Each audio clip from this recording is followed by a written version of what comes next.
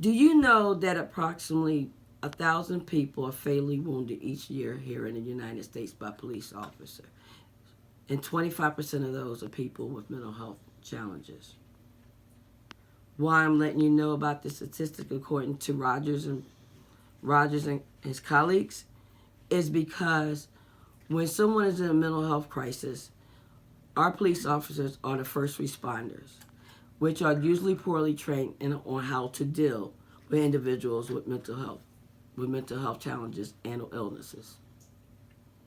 Also, officers themselves has been hurt when responding to a person with a mental health challenges.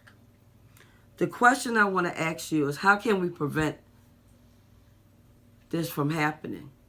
It's a program called CIT, Crisis Intervention Training Program. This is where officers learn how to deal with individuals with mental health crisis. This is where they learn about mental illness. This is where they learn how to de-escalation. This is a program that can not only save lives, but it also can decrease the amount of fatalities in individuals by police with mental health challenges. I am here to let you know the importance of having every officer, first responder, dispatch be CIT trained. You might ask, how did this come about? In 1987 in Memphis, where Joseph Dwayne Robinson was fatally wounded by police officers after his mother called because he was experiencing a mental health challenge. Also, he was using substances.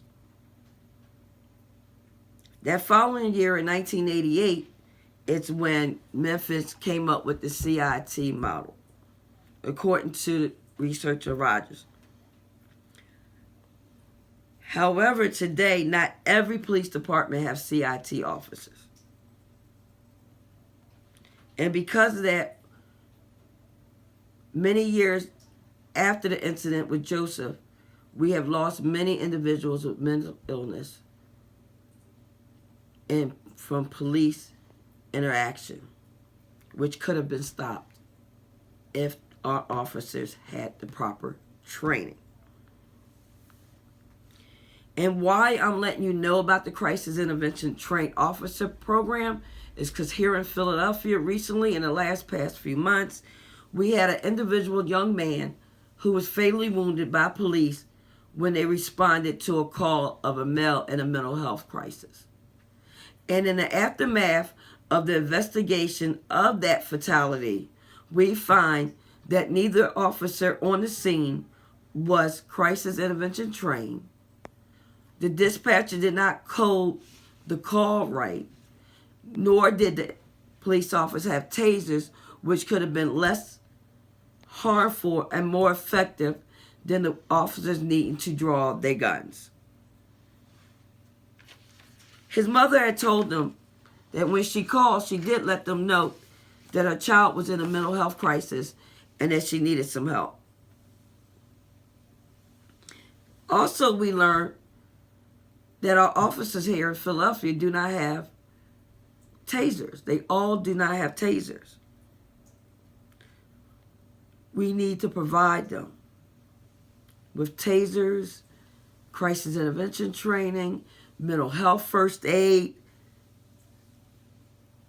And the way we can do this, according to NAMI, is that we need the whole nation of police officers to be trained, as well as dispatchers, so that the code can be entered right, so that no one, not the individual that is in the crisis, not the police officer. We talk about defunding the police. However, why not fund the police and give it line items such as funding the police so the money could be there when each officer entered the academy, they could be crisis intervention trained. And for those officers that's already on the force can be trained. It's a 40-hour training. That's all it takes, 40 hours to gain a basic understanding on mental illness, how to how to de-escalate an individual in a mental health crisis. Now, we need to look at a short video in which NAMI put out some statistics on what we can do.